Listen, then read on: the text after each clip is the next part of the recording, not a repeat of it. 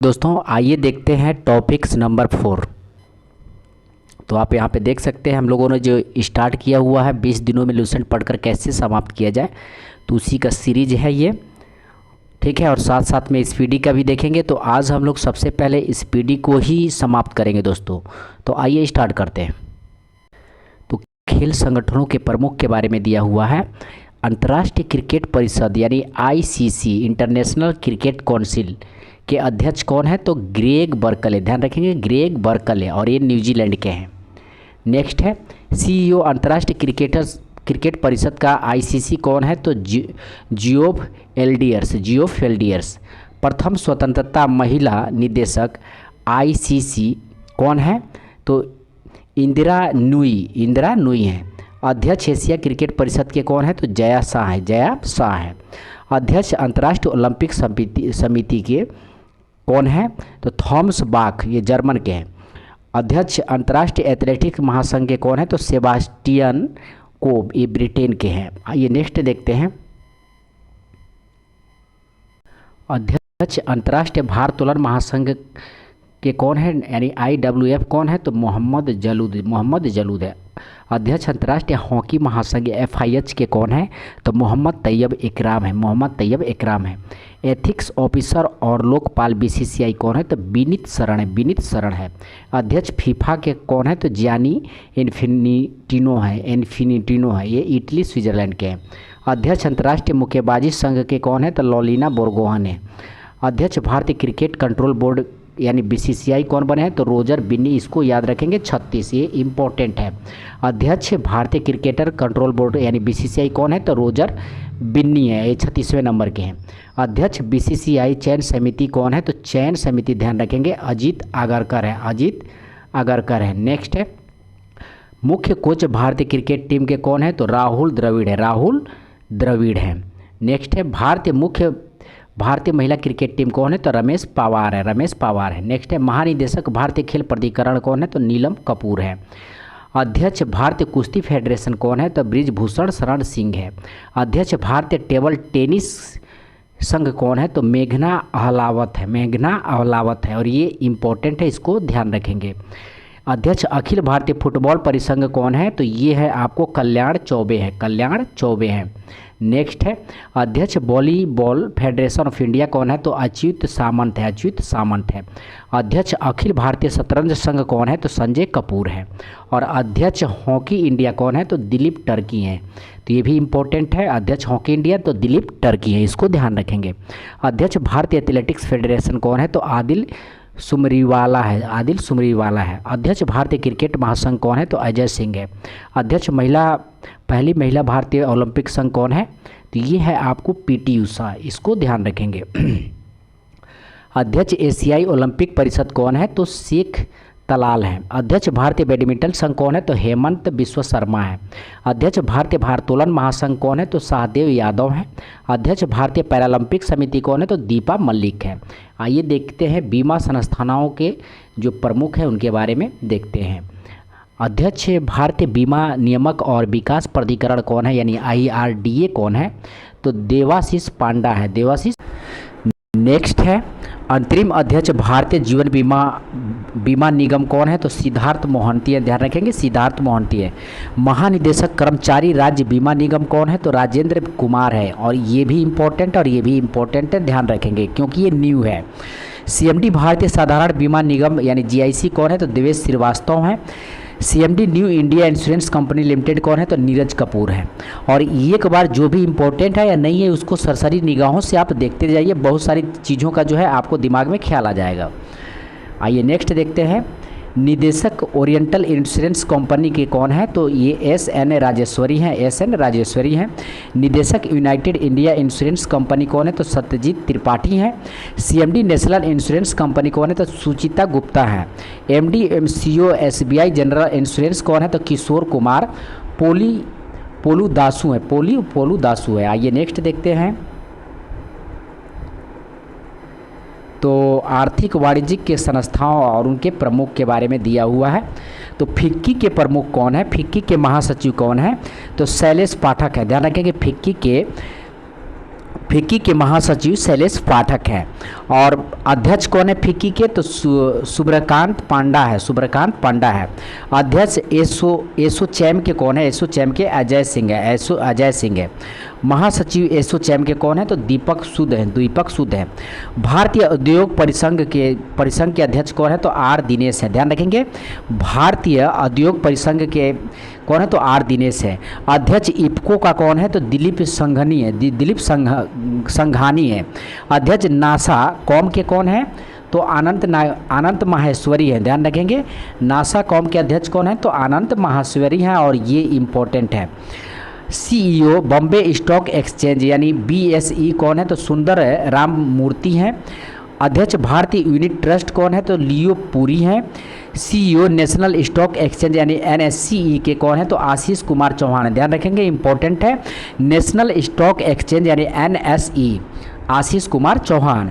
अध्यक्ष national stock exchange कौन है, तो गिरीश चंद्र चतुर्वेदी हैं। अध्यक्ष बॉम्बे स्टॉक एक्सचेंज कौन है, तो एस मंदुरा है। ध्यान रखेंगे, मंदुरा है। नेक्स्ट आइए देखते हैं बैंकों के प्रमुख अधिकारी के बारे में देखते हैं। केंद्रीय बैंक, गवर्नर कौन है, भारतीय रिजर्व बैंक के गवर्नर कौन है, तो शक्तिकांत दास हैं, और ये 25वें नंबर के गवर्नर हैं।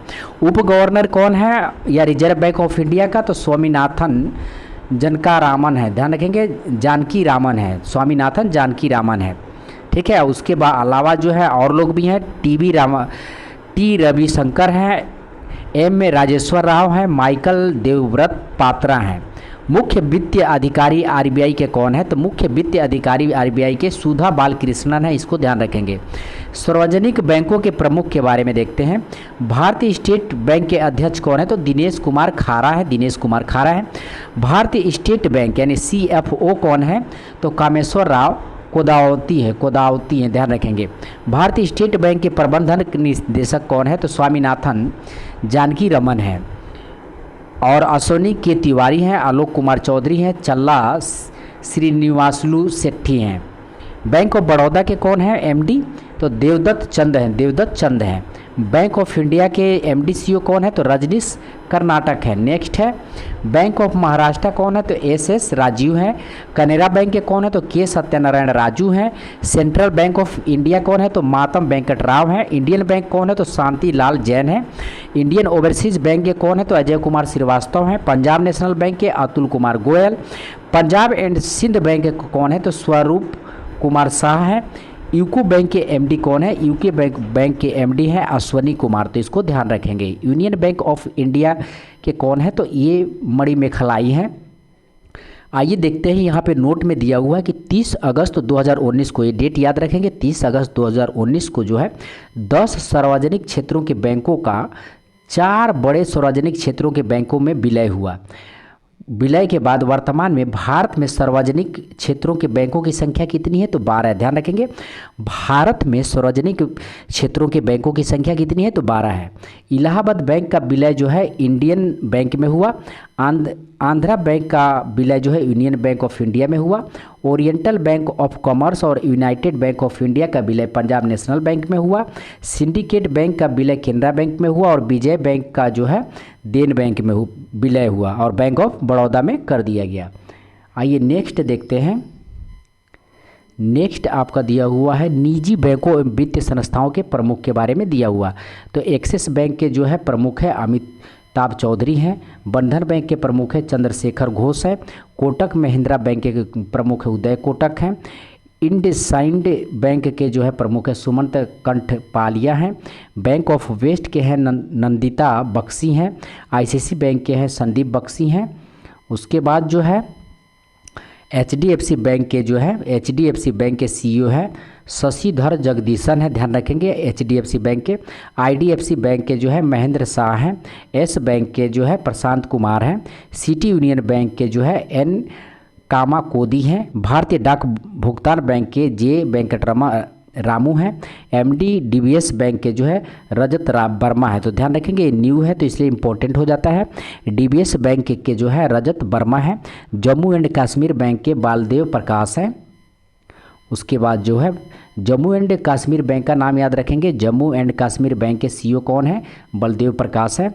और को एवं अध्यक्ष पेटीएम के कौन है, तो भावेश गुप्ता है। को एवं अध्यक्ष पेटीएम के कौन है तो भावेश गुप्ता है। सीईओ पेटीएम पेमेंट बैंक के कौन है तो सुरिंदर चावला है। और अध्यक्ष भारतीय लघु उद्योग विकास बैंक के कौन है तो यस रमन है।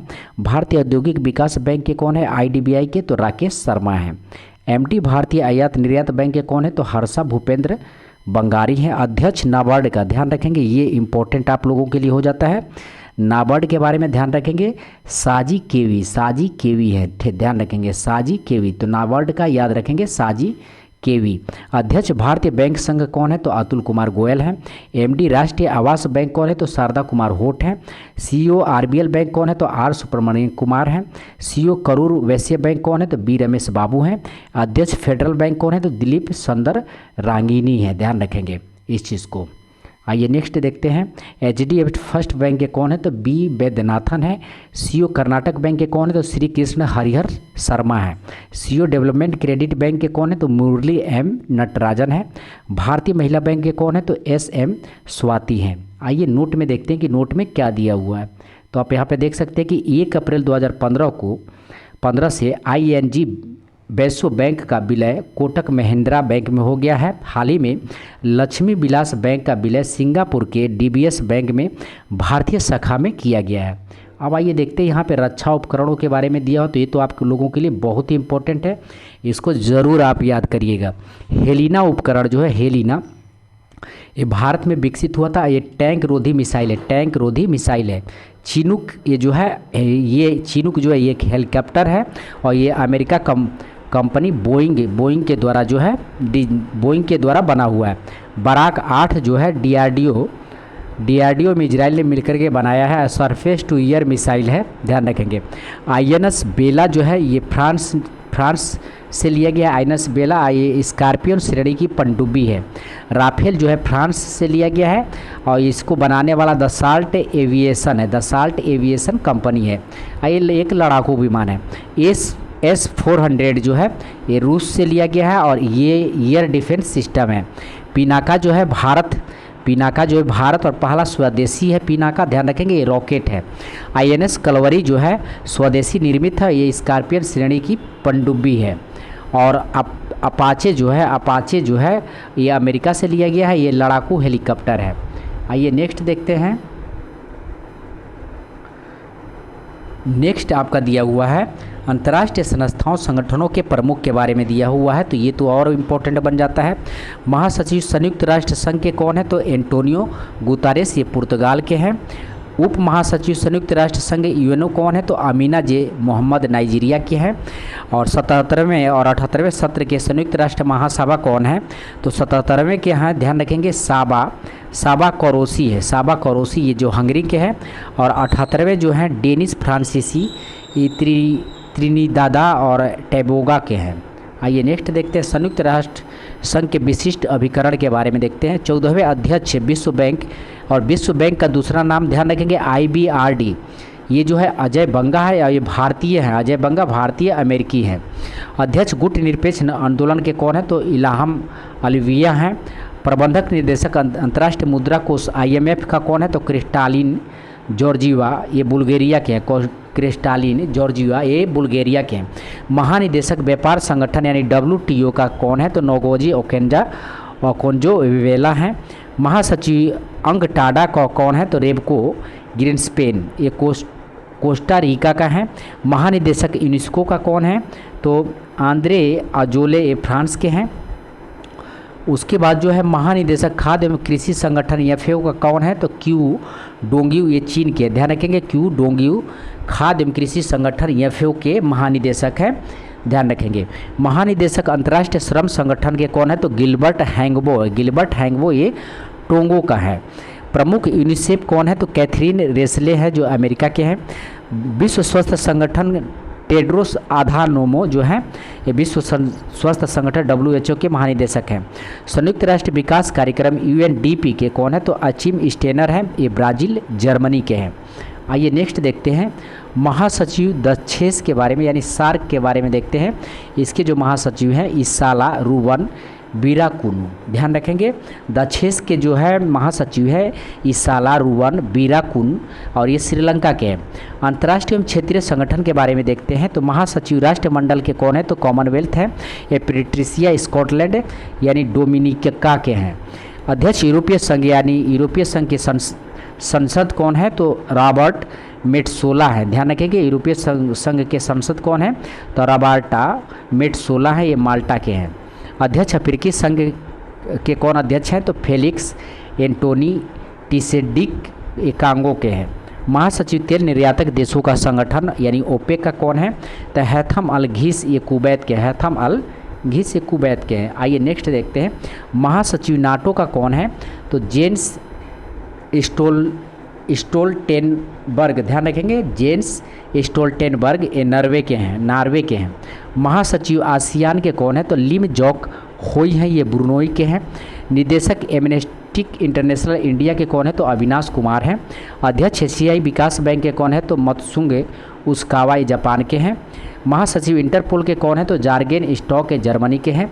अध्यक्ष इंटरपोल के कौन है तो अहमद नासर अल रईसी, ये यूएई के हैं। प्रेसिडेंट अंतर्राष्ट्रीय न्यायालय के कौन है तो जियोना डोंगोई हैं। अंतरिक्ष एजेंसी नासा का अध्यक्ष प्रशासक कौन है तो बिल नेल्सन है, ध्यान रखेंगे। अंतरिक्ष एजेंसी नासा के प्रशासक बिल नेल्सन हैं। आइए नेक्स्ट देखते हैं। अध्यक्ष न्यू डेवलपमेंट बैंक के कौन है तो डिल्मा रूसेफ ब्राज़ील के, ये इंपॉर्टेंट हो जाता है। अध्यक्ष न्यू डेवलपमेंट बैंक के डिल्मा रूसेफ ब्राज़ील के हैं। उच्च आयुक्त संयुक्त राष्ट्र शरणार्थी उच्चायुक्त कौन है तो फिलिपो ग्रांडी, ये इटली के हैं। संयुक्त राष्ट्र मानवाधिकार आयोग कौन है तो वोल्कर तुर्की, ये ऑस्ट्रिया के हैं। महानिदेशक अंतर्राष्ट्रीय परमाणु ऊर्जा एजेंसी के कौन है तो राफेल ग्रांसी, अर्जेंटीना के हैं। एमडीसीयू अंतर्राष्ट्रीय वित्त निगम के कौन है तो स्टेफनी वन फ्रीडबर्ग हैं। आइए नेक्स्ट देखते हैं। नेक्स्ट यहाँ से आपका जो है इतिहास से स्टार्ट होता है, आधुनिक भारत का इतिहास। और हम लोगों ने जो है सिंधु सभ्यता का बहुत सारा पार्ट देख लिया और आज जो है लास्ट पार्ट बचा हुआ था, इसको देख लेते हैं। लोथल एवं सुतकोतगा जो है ये सिंधु सभ्यता का बंदरगाह था। लोथल एवं सुतकोतगा जो है सिंधु सभ्यता का बंदरगाह था। जुते हुए खेत और नक्शीदारी ईंटों का प्रयोग का साक्ष्य कहाँ मिला है तो कालीबंगन यानी राजस्थान में मिला। कालीबंगन कहाँ है राजस्थान में। जुते हुए खेत और नक्शीदार ईंटों का प्रयोग कालीबंगन में मिला हुआ। मोहनजोदड़ो से प्राप्त स्नानघर संभवतः सिंधु सभ्यता का सबसे बड़ी इमारत है। स्नानघर जो है मोहनजोदड़ो का सबसे बड़ी इमारत है, जिसके मध्य स्थित स्नान कुंड है कितना मीटर लंबा है तो 11.88 मीटर लंबा है और चौड़ा जो है 7.01 मीटर चौड़ा है और गहरा जो है आपको 2.43 मीटर जो है ये गहरा है, तो इस चीज़ को भी ध्यान रखेंगे। अग्निकुंड के बारे में देखते हैं तो अग्निकुंड लोथल एवं कालीबंगन से प्राप्त हुआ। अग्निकुंड जो है लोथल और कालीबंगन से प्राप्त हुआ है। मोहनजोदड़ो से प्राप्त एक सील पर 3 मुख वाले देवता हैं जिसको जो है पशुपतिनाथ कहा जाता है, ध्यान रखेंगे।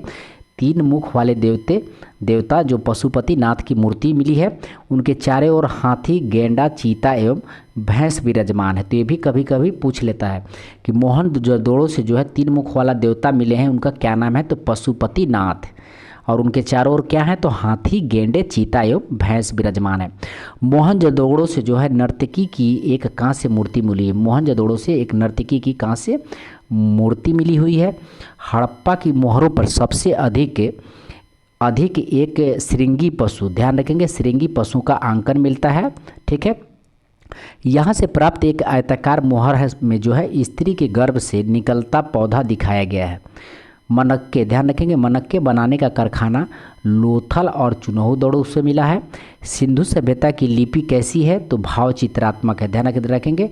सिंधु सभ्यता की लिपि कैसी है तो भाव चित्रात्मक है। यह लिपि जो है दाईं से बाईं ओर लिखी जाती थी, ठीक है। अब आइए नेक्स्ट देखते हैं।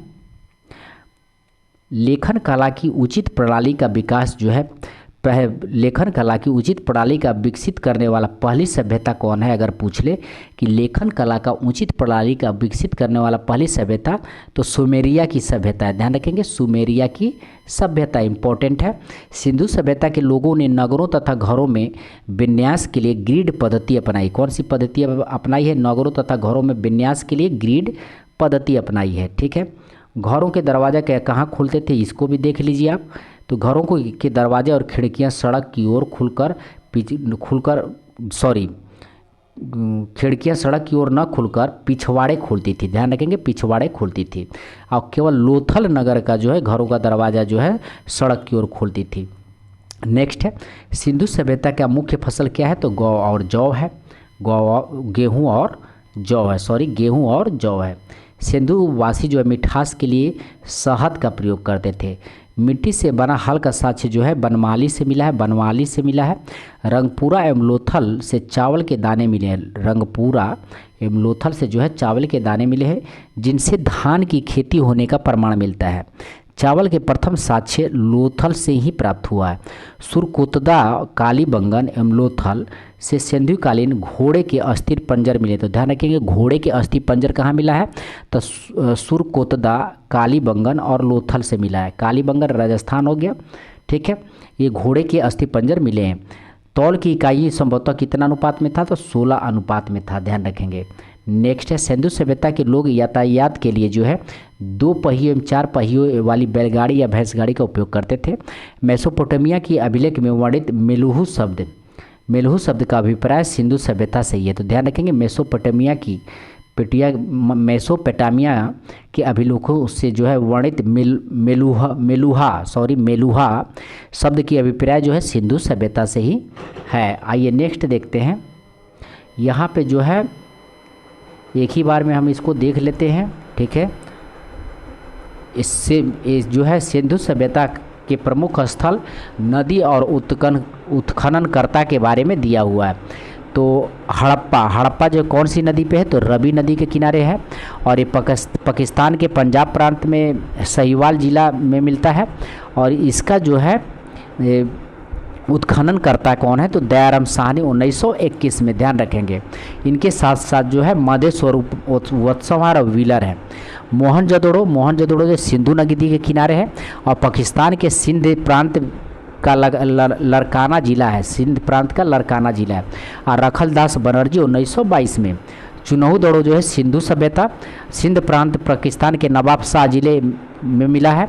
कालीबंगन जो है घग्गर नदी के किनारे है, राजस्थान का हनुमानगढ़ जिला। ध्यान रखेंगे। इसकी खोज जो है अमलानंद घोष 1951 में की। अमलानंद घोष 1951। कोटजी जो है सिंधु नदी है, सिंधु प्रांत के खैरपुरा स्थान में है। और फैसल अहमद जो है 1953 में।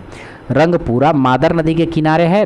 ठीक है, और गुजरात का कठियावाड़ जिला है। और रंगनाथ राव 1953 से 54 में जो है रंगपुरा का खोज किए। रोपड़ जो है सतलज नदी के किनारे है और पंजाब का रोपड़ जिला में। और यज्ञदत्त शर्मा ने 1955 से 56 में इसका उत्खनन करता थे। नेक्स्ट है लोथल के बारे में देखते हैं। लोथल जो है भोगवा नदी के किनारे है और गुजरात के अहमदाबाद जिला में। रंगनाथ राव 1954 में। आलमगीरपुर हिंडन नदी के किनारे है और उत्तर प्रदेश के मेरठ जिले में। सुत कंगडोर ये दशक नदी के किनारे हैं और पाकिस्तान के मकराना में समुद्र तट के किनारे है, इसलिए ध्यान रखेंगे। सुतका गेंडोर दशक नदी पाकिस्तान के मकराना में समुद्र के तट के किनारे है, इसलिए पूछ लेता है इसको। और इसके जो उत्खनन करता थे आरएल स्टाइन थे। बनमाली जो है रंगोई नदी के किनारे और हरियाणा के हिसार जिला में। धौलावीर लूनी नदी के किनारे और गुजरात के कच्छ जिला।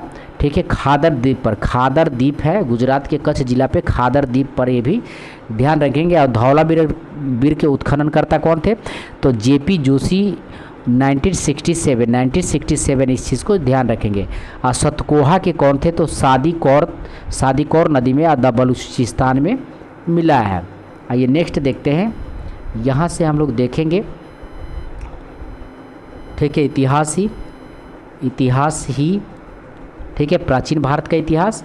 नसरुद्दीन मोहम्मद ने बलबन को उल्गू खां की उपाधि दिया था। तो ध्यान रखेंगे, नसरुद्दीन मोहम्मद ने बलबन को उल्गू खां की जो है उपाधि प्रदान किया था और बलबन ही ने इनको नसरुद्दीन को जो है शासक बनाया था, ये भी ध्यान रखेंगे। और नसरुद्दीन मोहम्मद वही जो टोपी सी करके जो है अपना जीवन यापन करता था और एक दिन जो है शासक बन जाता है और इसने बलबन का नाम रखा, उल्गू खां का उपाधि प्रदान किया।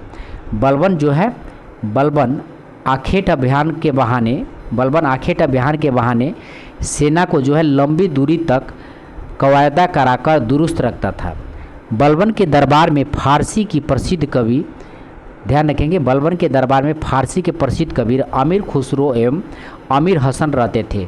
तो बलबन के दरबार में जो है अमीर खुसरो और अमीर हसन रहते थे। गुलाम वंश का अंतिम शासक कौन है? तो सामुद्दीन कैमूर्स था गुलाम वंश का अंतिम शासक। आइए नेक्स्ट देखते हैं खिलजी वंश। खिलजी वंश 1290 से 1320 और गुलाम वंश कब से था? तो 1206 से 1290, ध्यान रखेंगे 1206 से 1290 और खिलजी वंश 1290 से 1320। आइए देखते हैं, गुलाम वंश के शासन को समाप्त कर 13 जून 1290 ईस्वी को जो है जलालुद्दीन फिरोज खिलजी, ध्यान रखेंगे इसका पूरा नाम है जलालुद्दीन फिरोज खिलजी ने खिलजी वंश का स्थापना किया। और इसने जो अपनी राजधानी बनाई, ये कहाँ बनाया? तो किलोखरी में अपनी राजधानी बनाया। जलालुद्दीन फिरोज खिलजी जो है किलोखरी में अपनी राजधानी बनाया। जलालुद्दीन की हत्या 1296 यानी 6 वर्ष के बाद जो इसकी हत्या हो जाती है, ध्यान रखें। और इसका हत्या कौन करता है? तो इसका ही एक भतीजा एवं दामाद अलाउद्दीन खिलजी था, ध्यान रखेंगे इसका ही भतीजा एवं दामाद अलाउद्दीन खिलजी ने कड़ा मणिकपुर यानी प्रयाग में कर दिया था। कड़ा मणिकपुर यानी प्रयाग में कर दिया था। नेक्स्ट है 22 अक्टूबर 1296 में अलाउद्दीन जो है दिल्ली का सल्तनत बना। 22 अक्टूबर 1296 में अलाउद्दीन दिल्ली का सुल्तान बनता है। आइए नेक्स्ट देखते हैं, ठीक है। अलाउद्दीन के बचपन का नाम क्या था? तो अलाउद्दीन का बचपन का नाम था अली और गुरसप्पा था, ध्यान रखेंगे अली और गुरसप्पा था। अलाउद्दीन खिलजी ने सेना को नगद वेतन देने तथा स्थायी सेना की नींव रखी। दिल्ली के शासकों में अलाउद्दीन खिलजी के पास सबसे विशाल सेना थी, यानी दिल्ली के शासकों में से सबसे जो विशाल सेना किसके पास थी? तो अलाउद्दीन खिलजी के पास थी, ध्यान रखेंगे ये चीज़ को। घोड़ा दागने एवं सैनिकों के हुलिया लिखने की प्रथा की शुरुआत जो है अलाउद्दीन खिलजी ने किया था। घोड़ा दागने एवं सैनिकों का हुलिया लिखने की प्रथा कौन शुरुआत किया था? तो अलाउद्दीन खिलजी ने शुरू किया था। अलाउद्दीन ने भू राजस्व की दर को बढ़ाकर उपज का 1/2 भाग, ध्यान रखेंगे उपज का 1/2 भाग कर दिया था। इसने खमस यानी खमस को बोला जाता है लूट का धन। लूट के धन में सुल्तान के हिस्सा 1/4 भाग के स्थान पे 3/4 भाग कर दिया था, ध्यान रखेंगे कर दिया था। इसने व्यापारियों में बेईमानी रोकने के लिए उनका जो है कम तौलने वाले व्यक्ति के शरीर से मांस काट लाने का आदेश दिया था ये, ठीक है, अलाउद्दीन खिलजी ने, ठीक है। इसने अपने शासन काल में जो है मूल्य नियंत्रण प्रणाली को दृढ़ता से लागू किया था। मूल्य नियंत्रण प्रणाली को दृढ़ता से कौन लागू किया था? तो अलाउद्दीन खिलजी, तो इसका नाम याद रखेंगे अलाउद्दीन खिलजी का। आइए देखते हैं, यहाँ पे जो है एक बॉक्स बना हुआ है। इस बॉक्स में जो अमीर खुसरो के बारे में दिया हुआ। अमीर खुसरो का मूल नाम क्या था? तो मोहम्मद हसन था, ध्यान रखेंगे अमीर खुसरो का मूल नाम मोहम्मद हसन था। उसका जन्म जो है चोटियाली, ध्यान रखेंगे नहीं सॉरी पटियाली यानी पश्चिमी उत्तर प्रदेश में बदुई के पास हुआ था। पश्चिमी उत्तर प्रदेश बदुई के पास हुआ था। 1292 ईस्वी में हुआ था। खुसरो प्रसिद्ध सूफी संत था। खुसरो कैसा था? तो प्रसिद्ध सूफी संत था। शेख निजामुद्दीन औलिया के शिष्य थे। शेख निजामुद्दीन औलिया का शिष्य कौन था? तो अमीर खुसरो था। वह बलबन से लेकर मोहम्मद तुगलक तक के दिल्ली सल्तनतों के दरबार में रहा, यानी यह बलबन का भी दरबार में रहा और मोहम्मद तुगलक के भी दरबार में रहा, ध्यान रखेंगे।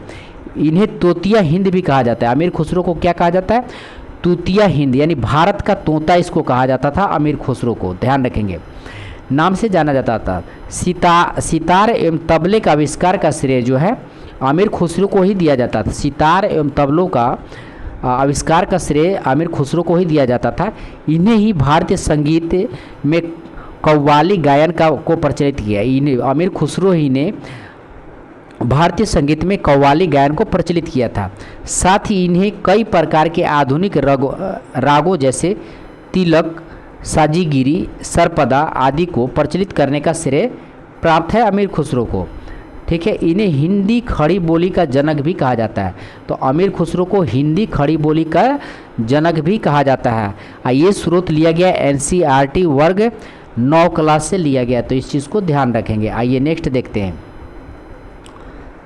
तो खम्स जो है लूट का धन था और सुल्तान का हिस्सा 1/4 भाग के स्थान पे कितना कर दिया था, 3/4 भाग कर दिया था। ठीक है, 3/4 भाग कर दिया था। अमूल्य नियंत्रण प्रणाली को दृढ़ता से लागू करने वाला अलाउद्दीन खिलजी। नेक्स्ट है, दक्षिण भारत का विजय के लिए जो है अलाउद्दीन जो है मलिक काफूर को भेजता है, मलिक काफूर को भेजता है। जमयत खान मस्जिद, अलाई दरवाज़ा, सीरी का किला एवं हजार खंभा महल का निर्माण कौन करवाता है, तो अलाउद्दीन करवाता है। जमयत खान मस्जिद, अलाई दरवाज़ा, सीरी का किला, हजार खंभा महल का निर्माण कौन करवाता है, अलाउद्दीन करवाता है। अलाई दरवाज़ा को इस्लामी वास्तुकला का रत्न कहा जाता है, अलाई दरवाज़ा को इस्लामी वास्तुकला का रत्न कहा जाता है, ये भी ध्यान रखेंगे। दैवी अधिकार के सिद्धांत को अलाउद्दीन ने चलाया था, दैवी अधिकार के सिद्धांत को कौन चलाया था, अलाउद्दीन ने चलाया था। सिकंदर ए सानी की उपाधि कौन धारण किया था, तो अलाउद्दीन ने धारण किया था। अलाउद्दीन ने मलिक याकूब को दीवाने रियासत नियुक्त किया था, मलिक याकूब को दीवाने रियासत नियुक्त किया था। अलाउद्दीन द्वारा नियुक्त परवाना निवास नामक अधिकारी वस्तुओं की परमिट जारी करता था, ध्यान रखेंगे। वस्तुओं की परमिट कौन जारी करता था, तो परवाना निवास नामक अधिकारी। नेक्स्ट है, सहना ये मंडी या खदानों की बिक्री हेतु लाया जाता था, सहना ये मंडी जो है यह खदानों की बिक्री हेतु लाया जाता था। सारिये अदल यह वस्त्र, शक्कर, जड़ी बूटी, मेवा, दीपक का तेल एवं अन्य निर्मित वस्तुओं बिकने के लिए आती थी। आइए इसमें जो बॉक्स बना हुआ है इसको देख लेते हैं। बाजार नियंत्रण प्रणाली के बारे में, बाजार नियंत्रण करने के लिए अलाउद्दीन खिलजी द्वारा बनाए जाने वाले नवीन पद दीवाने रियासत, ध्यान रखेंगे दीवाने रियासत, यह व्यापारियों पर नियंत्रण रखता था। यह बाजार नियंत्रण की पूरी व्यवस्था का संचालन करता था, कौन, दीवाने रियासत। सहना ये मंडी, सहना ये मंडी प्रत्येक बाजार में बाजार का अधिरक्षक रहता था, सहना ये मंडी यानी प्रत्येक बाजार में बाजार का अधीक्षक था। बरीद, बरीद बाजार के अंदर घूमकर बाजार का निरीक्षण करता था। मुनहियान एवं गुप्तचर, गुप्त सूचना प्राप्त करता था। आइए अब नेक्स्ट देखते हैं। नेक्स्ट है, अलाउद्दीन खिलजी की आर्थिक नीति की व्यापक जानकारी ज़ियाउद्दीन बर्नी, ध्यान रखेंगे ज़ियाउद्दीन बर्नी की कृति तारीख़ फिरोज शाह से मिलती है। तारीख़ ज़ियाउद्दीन बर्नी की कृति क्या है, तारीख़ फिरोज शाही से मिलती है। आइए नेक्स्ट है, खजाइनुल फतू अमीर खुसरो, रिहला इब्न बतूता एवं फतू हसल तीन इसामी की कृति है, तो उसको इतना ध्यान नहीं देना।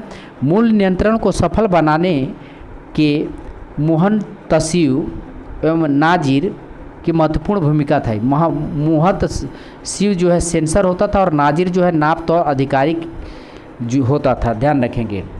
नेक्स्ट है, राजस्व सुधारों के अंतर्गत अलाउद्दीन ने सर्वप्रथम मिल्क इनाम एवं वफ़ा के अंतर्गत दी गई भूमि को वापस लेकर उसे खालसा भूमि में बदल दिया था। अलाउद्दीन खिलजी के द्वारा लगाए जाने वाले नवीन कर क्या थे, तो चराई कर थे, दुधारू पशुओं पर लगाया जाता था, गड्ढी कर था, चराई कर, गड्ढी कर घरों में झोपड़ों पर लगाया जाता था। तो अलाउद्दीन खिलजी के द्वारा जो है लगाए जाने वाले नवीन कर क्या थे, तो चराई कर और गड्ढी कर, इस चीज़ को ध्यान रखेंगे।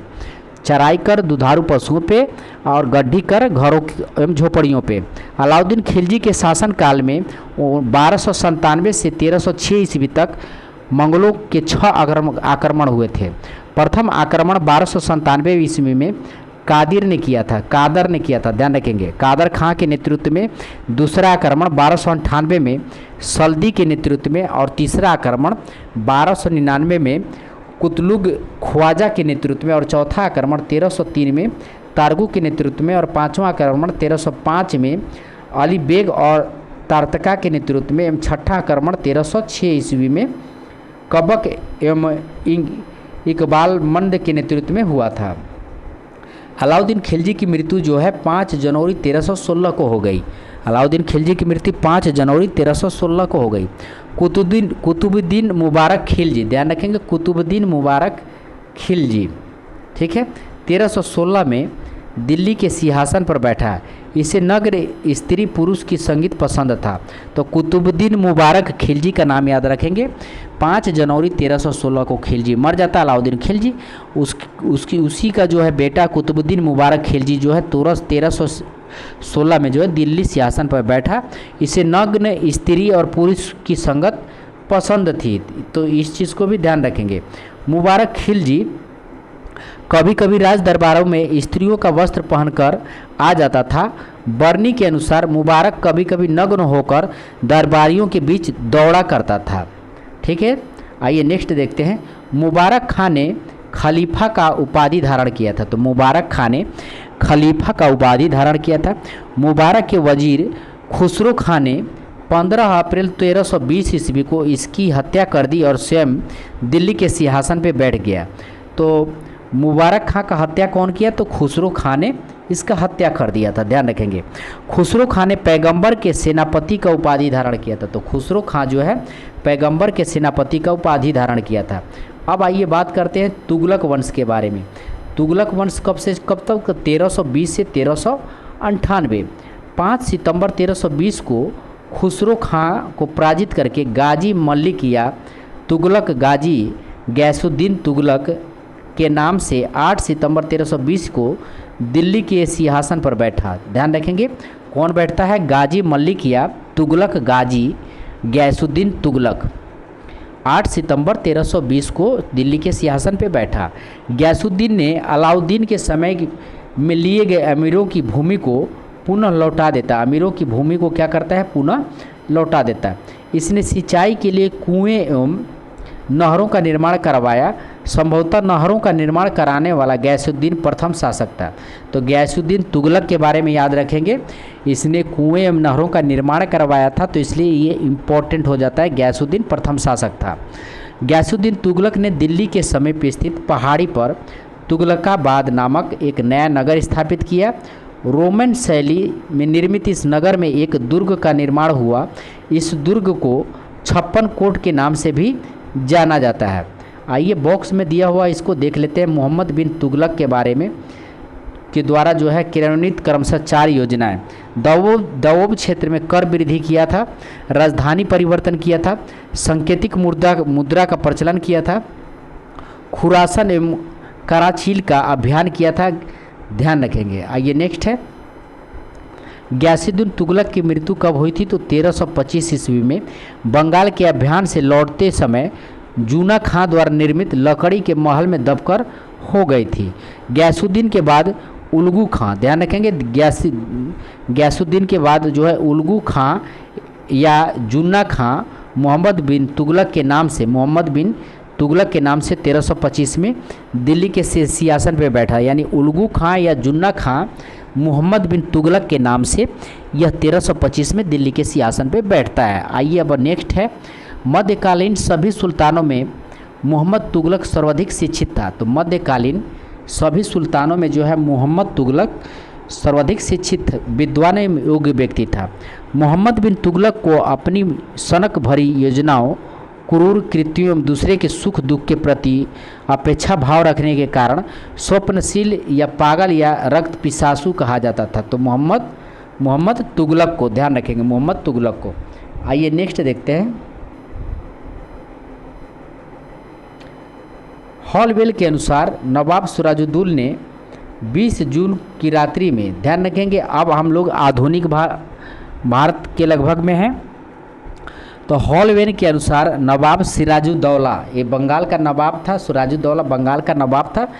20 जून की रात्रि में 146 अंग्रेज व्यक्तियों को एक छोटी सी कोठरी में बंद कर दिया था और अगले दिन सुबह 146 में से केवल 23 व्यक्ति ही जिंदा बचते हैं। तो इसको ध्यान रखेंगे। पलासी का युद्ध जो है 23 जून 1757 को होता है, पलासी का युद्ध, और ये जो है रॉबर्ट क्लाइव और सिराजुद्दौला के बीच होता है। बंगाल का नवाब रहता है, सिराजुद्दौला के बीच होता है, जिसमें जो है मीर जाफ़र, इसके जो सेनापति मीर जाफ़र जो है धोखाधड़ी करता है। उसके बाद जो है धोखाधड़ी के कारण जो है सिराजुद्दौला हार जाता है और अंग्रेज जो है मीर जाफ़र को बंगाल का नवाब बना देते हैं, मीर जाफ़र को बंगाल का नवाब बना देते हैं। प्लासी की लड़ाई में जो है दो ऐसे शख्स थे, मोहनलाल और मीर मदान। ध्यान रखेंगे, मोहनलाल और मीर मदान के नेतृत्व में एक छोटी सी सेना नवाब की वफादार रही। मीर मदान लड़ते हुए मारा गया। प्लासी भागीरथी नदी के तट पर है। प्लासी का है तो भागीरथी नदी के तट पे है। क्लाइव के हाथों की कठपुतली नवाब मीर जाफर को अंग्रेज़ों ने 1760 ईस्वी में हटाकर उसके दामाद मीर कासिम को बनाता है। यानी फिर इसको जो है 1760 में जो है मीर जफर को जो है इसको हटा दिया जाता है और इसका दामाद मीर कासिम रहता है। इसको जो है बंगाल का शासक बनाया जाता है। मीर कासिम ने अपनी राजधानी मुर्शिदाबाद से मुंगेर यानी मुगदलपुर, मुंगेर का नाम मुगदलपुर है, मुंगेर बिहार में पड़ता है, ध्यान रखेंगे। मुर्शिदाबाद से इसने मुंगेर में स्थानांतरित किया था। बंगाल की राजधानी क्या क्या है क्रम से देखिए, पहले ढाका था, उसके बाद मुर्शिदाबाद, उसके बाद मुंगेर। बक्सर का युद्ध कब हुआ था तो 1764 में बक्सर का युद्ध हुआ था। मीर कासिम था और अवध के नवाब सुजाउद्दौला था। ये मुग़ल सम्राट शाह आलम द्वितीय के बीच हुआ था और इस युद्ध में जो है अंग्रेज़ों की तरफ से सेनापति कौन था तो हेक्टर मुनरो था। इसको भी ध्यान रखेंगे। आइए नेक्स्ट देखते हैं अंग्रेज़ों के मैसूर संबंध। 1761 में हैदर अली मैसूर का शासक बना था। 1761 में हैदर अली जो है मैसूर का शासक बनता है।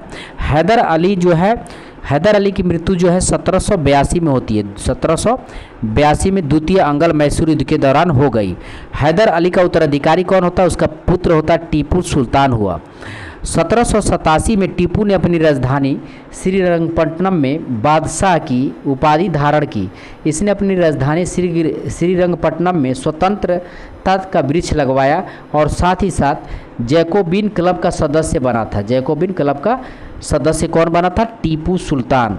आइए अब देख लेते हैं प्रथम अंगल मैसूर युद्ध कब हुआ था और यहाँ से क्वेश्चन बनता ही बनता है। तो प्रथम अंगल मैसूर युद्ध हुआ था 1767 से 69 के बीच में हुआ था। द्वितीय अंगल मैसूर युद्ध हुआ था 1780 से 84 के बीच में। वारेन हेस्टिंग उस समय गवर्नर जनरल था। तृतीय अंगल मैसूर युद्ध हुआ था 1790 से 92 में। कार्नवालिस जो है गवर्नर जनरल था। चतुर्थ अंगल मैसूर होता है 1799 में। लॉर्ड वेलिजेरी जो है उस समय गवर्नर जनरल रहता। इस युद्ध में मराठा ध्यान रखेंगे, इस युद्ध में जो है मराठा हैदराबाद के निजाम एवं अंग्रेज़ों की संयुक्त जो सेना जो है मैसूर के खिलाफ लड़ी थी। तो ध्यान रखेंगे अंग्रेज़ों के साथ कौन कौन थे तो मराठा थे, हैदराबाद के निजाम एवं अंग्रेज़ों की संयुक्त सेना मैसूर के खिलाफ लड़ी थी। आइए नेक्स्ट देखते हैं। टीपू की मृत्यु जो है श्रीरंगपट्टनम की आखिरी युद्ध यानी चतुर्थ अंगल मैसूर में हुआ था। टीपू की मृत्यु कब हुआ था, चतुर्थ अंगल मैसूर में यानी 1799 में हो गई थी। टीपू सुल्तान को शेरे मैसूर कहा जाता है, शेरे मैसूर कहा जाता है। टीपू सुल्तान का राजसी झंडा शेर की तस्वीर होती थी। 1760 में वांडविस का युद्ध हुआ जिसमें अंग्रेज़ों ने सर आयरकुट के नेतृत्व में लाली के नेतृत्व वाली फ्रांसीसी सेना को हरा देता है। तो वांडविस का युद्ध होता है 1760 में जिसमें लाली के नेतृत्व वाली फ्रांसीसी सेना को कौन हरा देता है, अंग्रेज हरा देते हैं। यह सर आयरकुट के नेतृत्व में हुआ था। नेक्स्ट देखते हैं महत्वपूर्ण संधियों के बारे में देखते हैं। प्रथम अंगल मैसूर युद्ध कब हुआ था, ये मद्रास की संधि से हुआ था 1769। द्वितीय अंगल मैसूर युद्ध जो है मंगलौर की संधि से समाप्त हुआ था 1784। तृतीय अंगल मैसूर युद्ध श्रीरंगपट्टनम की संधि से 1792 में समाप्त हुआ था। आइए सिख एवं अंग्रेज़ों के बारे में देखते हैं। सिख संप्रदाय के स्थापना का श्रेय गुरु नानक को जाता है। ये प्रथम गुरु थे और ये जो है गुरु नानक के अनुयायी क्या कहलाते हैं तो सिख कहलाए। ये बादशाह बाबर हुमायूं के समकालीन थे। बाबर और हुमायूं के समकालीन थे। 1496 की कार्तिक पूर्णिमा को नानक ने आध्यात्मिक पुनर्जीवन का आभास हुआ। गुरु नानक ने गुरु को लंगर नामक निःशुल्क सहभागी भोजनालय स्थापित किया। गुरु नानक के अनेक स्थानों पर संगत यानी धर्मशाला और पंगत यानी लंगर का भी स्थापित किया गया था। आइए नेक्स्ट देखते हैं। संगत और पंगत ने गुरु नानक के अनुयायियों के लिए एक संस्था का कार्य किया, ध्यान रखेंगे, जहां वे प्रतिदिन मिलते थे। गुरु नानक की 1538 ईस्वी में करतारपुर में मृत्यु हो गई थी। तो गुरु नानक की मृत्यु करतारपुर में 1538 ईस्वी में हो गई थी। गुरु अंगद 1539 से 52 में सिखों के दूसरे गुरु थे। इनका प्रारंभिक नाम लहना था। तो गुरु अंगद जो है सिखों का दूसरा गुरु 1539 से 92, और इनका जो है गुरु अंगद का प्रारंभिक नाम लहना था। इन्होंने नानक द्वारा शुरू की गई लंगर व्यवस्था को स्थायी बना दिया था। इन्होंने नानक द्वारा शुरू की गई लंगर व्यवस्था को स्थायी बना दिया था। गुरुमुखी लिपि का आरंभ गुरु अंगद ने किया था। गुरुमुखी लिपि का आरंभ कौन किया था? तो गुरु अंगद ने ही किया था।